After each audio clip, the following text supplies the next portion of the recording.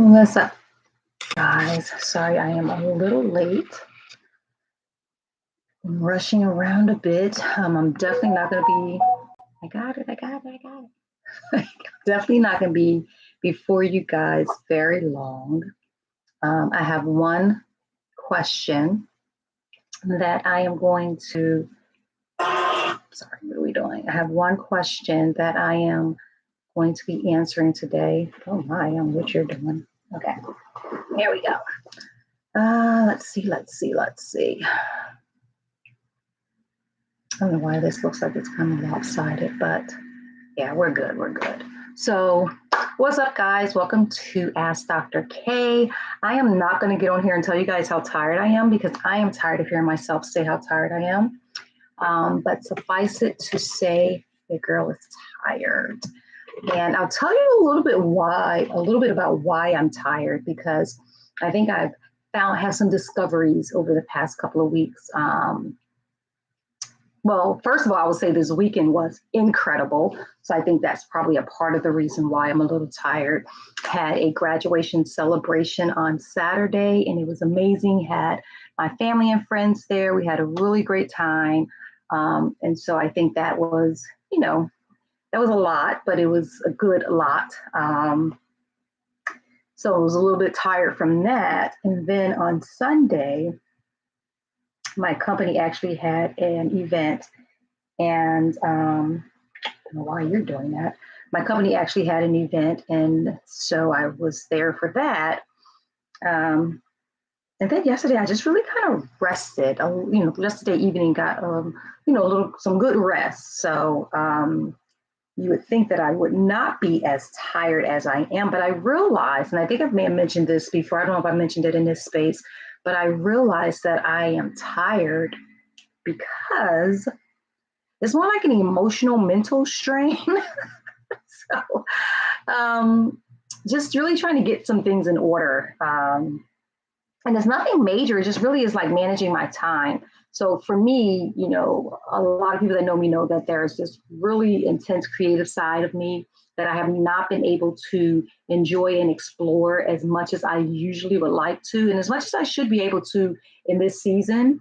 And so I think not having that outlet or not creating the time and space for that kind of creativity has been taking a toll on me, because I think although I've been doing a lot of collaging over the past few weeks, I haven't really pulled out the paints and all that stuff. And so I really want to get back to that. But I have to just kind of create and carve out the space for that. And I just haven't done it. Another thing that I do, and I'll probably talk more about this, is I am a facilitator or a participant in this thing called the narrative method. And it is I want to say a creative writing, but it's not necessarily creative writing. It's just like a writing salon that we host. And I'm still kind of in the training part of it, but in the weeks to come, probably in a month or so, I will be hosting my own salon here soon. And I think that's going to help give me that outlet for creativity as well, I hope. Although I think facilitating is not going to be the same as participating. And so, but more, certainly more will come about that. But I think just finding the space to release this creative energy, which helps me to process all the other stuff, is very, very much needed. So let's find our question. And I'll probably talk more about that. Like I said, I had one question this week. I think it actually came in last week, and I was tempted to come on last week, but last Monday was the holiday, and I just did not. I didn't feel like getting out of holiday mood to answer that one question. So, but I found it very interesting. So we're going to dive into it, talk about this one question today. I think it was really interesting. I actually have been thinking about this question. So I'd be interested to hear what you guys have to say, if you have any thoughts on it once I read it and get into it. So let's see. Nope.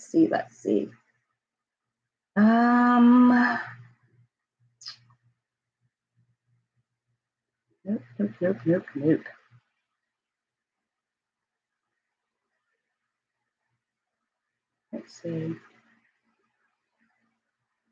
Okay, I don't know why it's looking like this, but okay, we'll figure it out. Okay, well, here's the question. It looks like it kind of got a little truncated in my email, so let's see if I can't answer this. Hopefully you guys can hear me good. So here's the question. Dear Dr. K, I've been married for 15 years. My husband and I are very happy. We make really good money. We don't have any children. We decided not to. We enjoy traveling, luxury, and the finer things of life.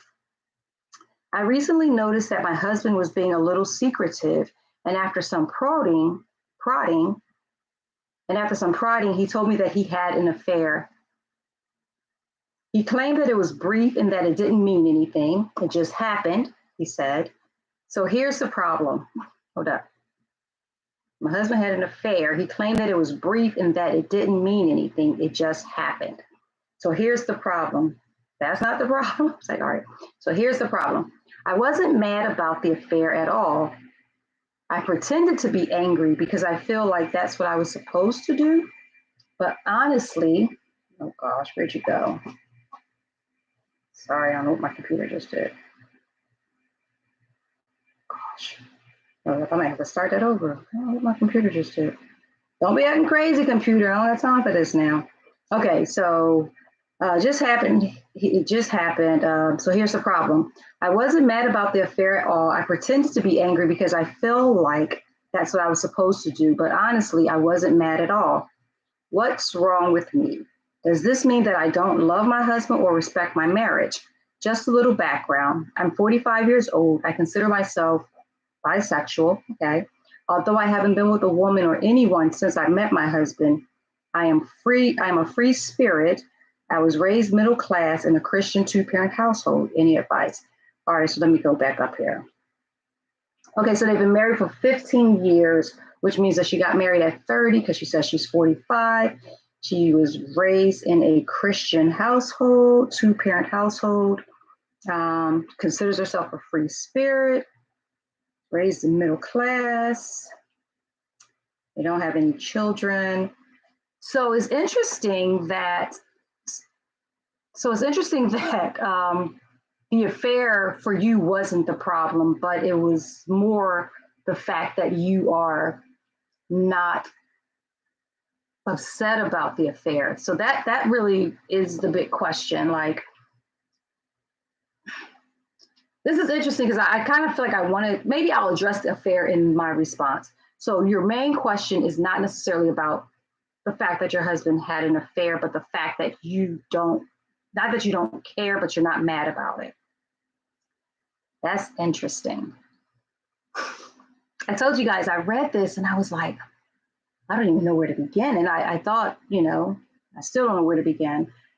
But I'll say this, and I'm just going to go right off the top. And this is just really my take. And you guys know I'm always going to give it the way that I feel it in my heart, the way I feel in my spirit, the way that it resonates with me, just right off the cuff. I feel like, one, that there is a lack of respect for the institution of marriage, not necessarily a lack of respect for your husband or a lack of respect for your marriage, but a lack of respect, I think, for the institution of marriage. And I know that there are people who have an open relationship and have open marriages and all that stuff. And if that's what you guys are in pursuit of, then I think you should be clear on that. Because I think so let me take a step back. You guys know I've been married. It will be going on. I think we'll hit 32 years married in February. And so a part of me, I'm trying to answer one from the perspective of a married woman. I'm also trying to answer it from the perspective of a minister, because marriage, I think, is very sacred, I think. But then I'm also trying to be respectful of the choices that other people get to make in their own relationships, in their own lives. So I'm wrestling with myself here, trying to answer the question. So taking myself out of it, taking my ideas and all that stuff about marriage out of it, I'm going to try to answer the question as best as I can. So the first thing I would say is, you say that you are a free spirit. You say that your parents were married, you were raised in a two-parent household, your parents were married, raised middle class. There may be some level of freedom, I think, that maybe you have as an individual that has been, maybe cultivated through your parents. I would imagine through your upbringing. I think that freedom created within you like this kind of free spirit, which is not necessarily anything wrong with that, but I think sometimes it can create a sense of like lack of boundaries, perhaps. And sometimes people need boundaries. Some people feel like they rebel against boundaries. And that, honestly, that's the word that keeps coming up in my heart, is just the word rebellion. I don't know if that's what you're dealing with. I don't know if that's something that you dealt with in the past. I don't know if that's something that, you would even, say is a part of your characteristic or your character trait of character. Oh my God. Character trait of yours is like a spirit of rebellion, but that's literally what came to mind when I read this question. So I feel like there may be a part of you that, for the sake of individuality, for the sake of being free spirit, and maybe even rebelling against the fact that you were raised in a Christian household, rebelling against the idea of, what's the word? The idea of order, maybe. Particularly, I think when people are raised in a church, and you guys know, I wasn't raised in a church. My grandmother was a minister, but my mother and my father were, they were, my mother was, I would consider, probably a free spirit. We had a lot of religious influences within our household. My grandmother was Christian, so I had that balance there. But I think sometimes when we rebel against that, we rebel against everything that even looks like or resembles it. So I wonder if there is a part of you that maybe is rebelling against the Christian idea of normalcy. So that would be the first thing. I think also to say that you consider yourself bisexual, but you've been married for 15 years, which isn't unnormal or abnormal. But just to say that you've been married for 15 years, but you still consider yourself bisexual, that's curious to me. And maybe I don't know enough about it to even comment. I don't know. But that sounds interesting to me, that you would say that you've been married for 15 years and never been with anybody else. It doesn't say if you desire to be with anybody else, but the fact that you haven't been with anybody else, I don't know, that's interesting to me. I think that if within your relationship, I think if you're not upset that your husband had an affair, clearly there are some other issues or some other things to think about. And if in your mind you feel like that is something that is acceptable or that you're willing to accept, then I think you should have that conversation with your husband, because it sounds to me like, he's probably he's the one that stepped out, but it sounds to me like for you is created like this open door now that you may be interested in stepping out as well. That's what it's saying. That's what it sounds like to me. That, yeah, okay, I'm going to be faithful as long as he's faithful, but once he opened that door, then now you're looking to, or you're open to looking at your relationship in a different way.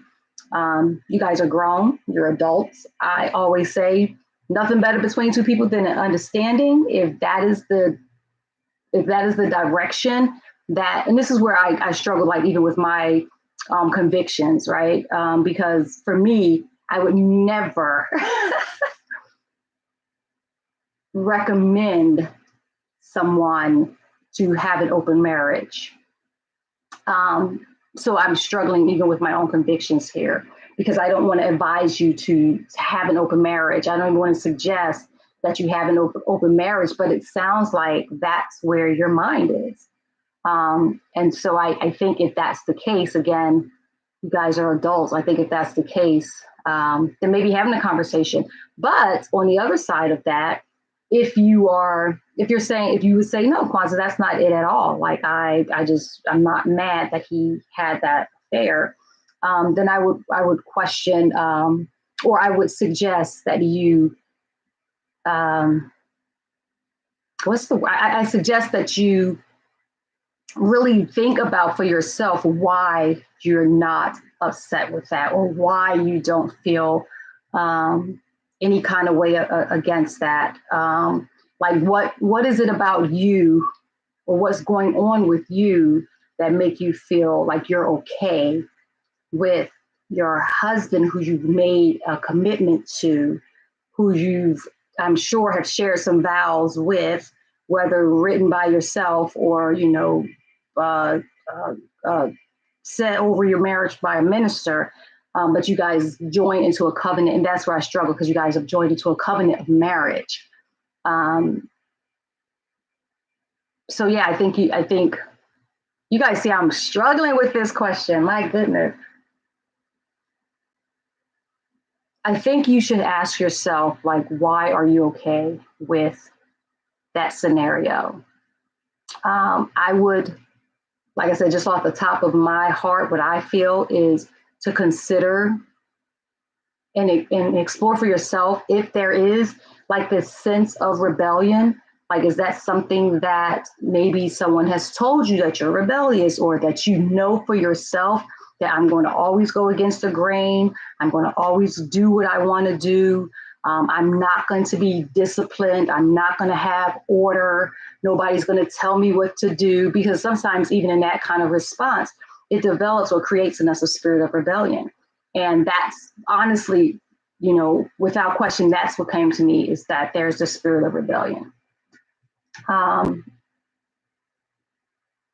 in the same regard, I would say have that conversation with your husband, because I think he would be interested to know that, like, not to fake and say, oh, I'm angry when you're really not, but to have that conversation with him and see what kind of questions he posed to you, because that may even, challenge you further, for you to really try to think about and explore why you feel the way that you feel in a situation that for most people it wouldn't go over so well. Like, for most people, they would, legit be upset about that or frustrated about that.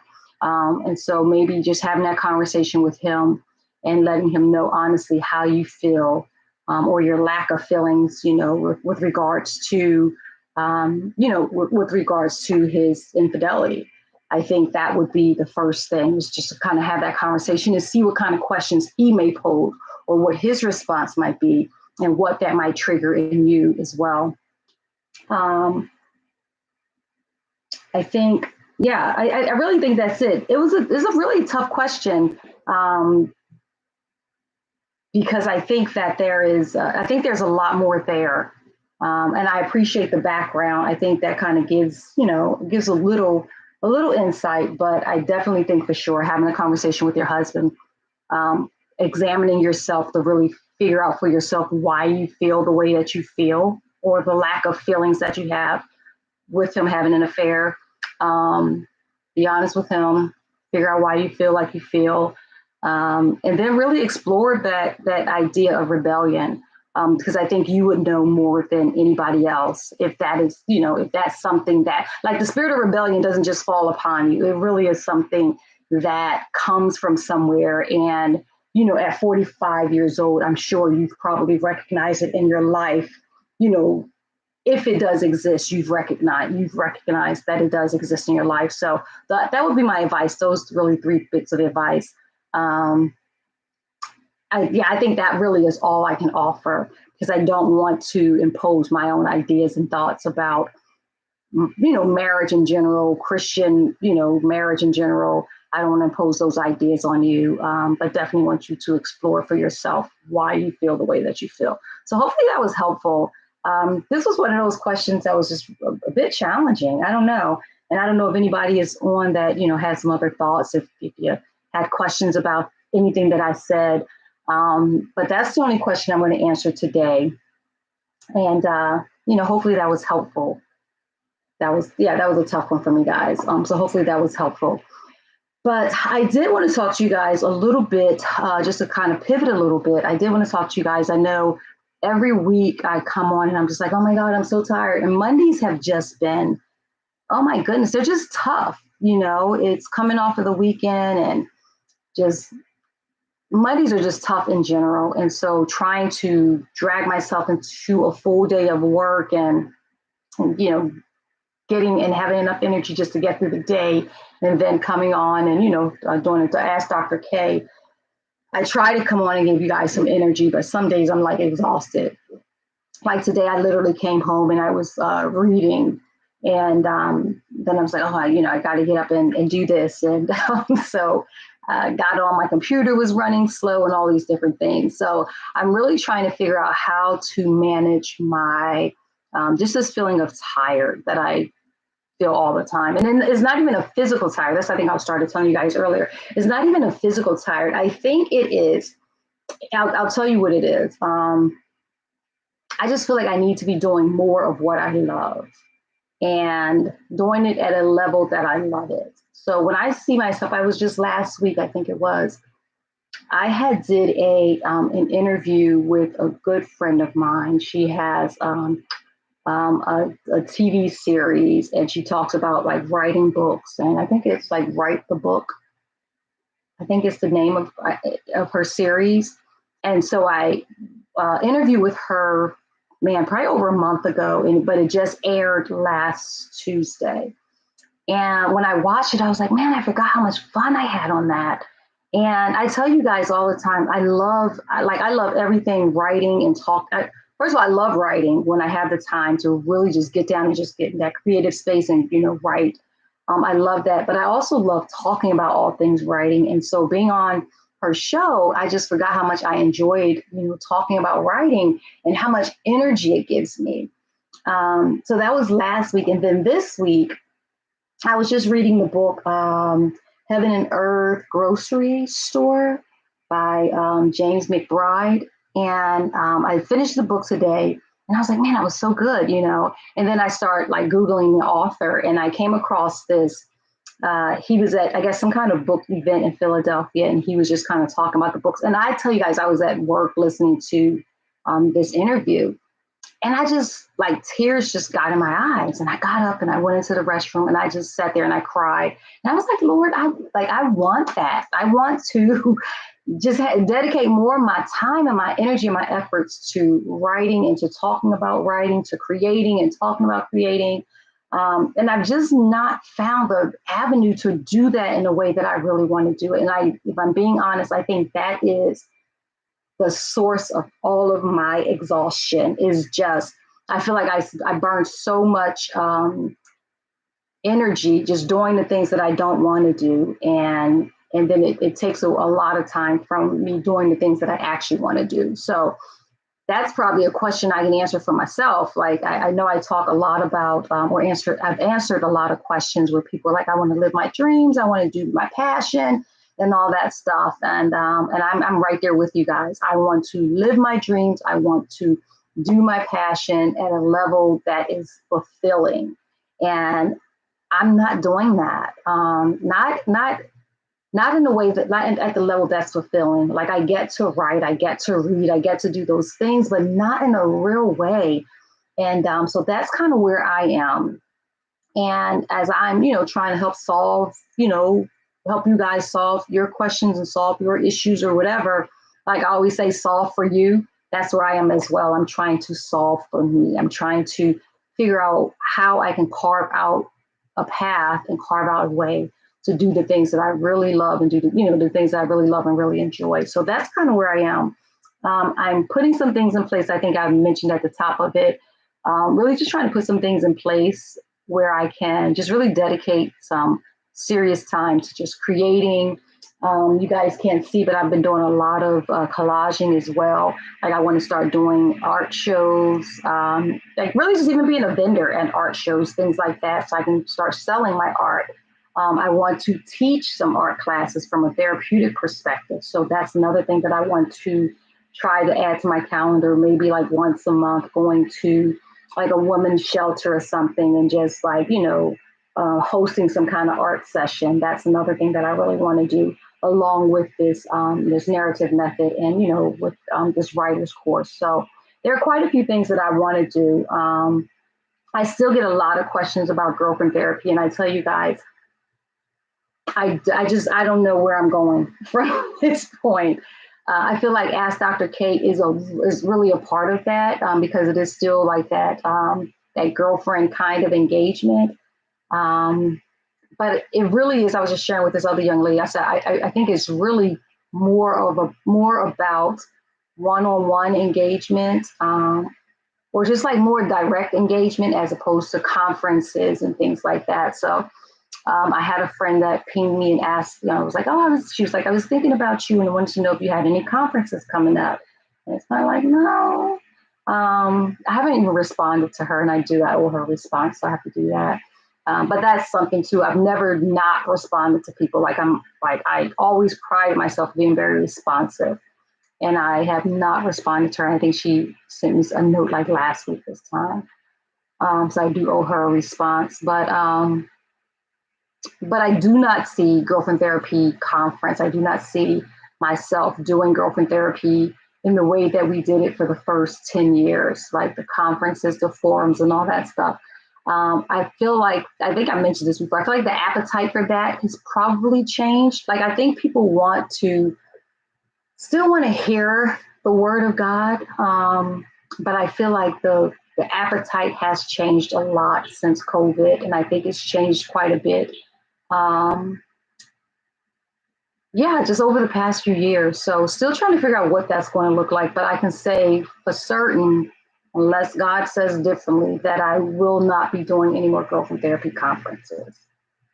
So I'm still open to speaking at women's conferences and things like that, but I do not see myself doing, hosting, planning, all that stuff, a conference. So, but I'm definitely trying to get more into my creative space, have a little more time there. So that really is it, guys. I didn't want to hold and belabor this any longer than I needed to. I've been on, for about 20 some minutes so far, just under 30 minutes, which is good. I don't have to take up the whole hour. I do not see any questions. Anybody have anything that they want to ask on the spot? I don't mind trying to answer those questions if anybody has anything. I don't see any questions. But I do want to, I do want to remind you guys that we'll do this every Monday at 7 p.m. Eastern Standard Time. You can send your questions to me at Kwanzaa@girlfriendtherapy.org. You can send your questions. And I think that's it. And I apologize for just doing the one question tonight. But we'll try to, stick to and get back to the three questions an evening, or 3 questions a session. But tonight just had the one question. I think it was a doozy. So hopefully my answers was helpful. And I did have, I'll tell you guys this before I go, I did have a question a few weeks ago, and the individual, I answered it, and the individual came back and, added some more context, but I didn't feel like it was, it was necessary for this platform to kind of go back and revisit it. But I think it was just adding more context. And I think the advice that I offered then, even with, the additional context, still stands and still suffice. You guys will hear me always say that the goal is to solve for you. So that will always be the space that I'll come from. So even from the question tonight is like, I'm always going to say, check yourself, check your heart, check your mind, check your attitude, check your all that, and see why you do the things that you do, and, and be honest with yourself about that. So that is it for me, guys. Thank you so much for joining me. And I promise we're going to get this energy thing up, because I think y'all deserve it, and I deserve to give it to you. So definitely going to continue to work on this energy, and hopefully next Monday I'll have a lot more questions, and we can kind of get back in, roll the sleeves up, get back in and answer the questions. And have some fun and have a little more upbeat energy. So thank you guys so much for joining me. Thanks for joining me over on IG Live. I see a couple of folks over there. And thank you so much for joining me on YouTube Live. So I'm going to go for now. Love you guys. Thank you for the questions. Thank you for joining me. Again, you can send questions to Kwanzaa@girlfriendtherapy.org when we're here every Monday night at 7 p.m. Eastern Standard Time. So until next week, guys, blessings.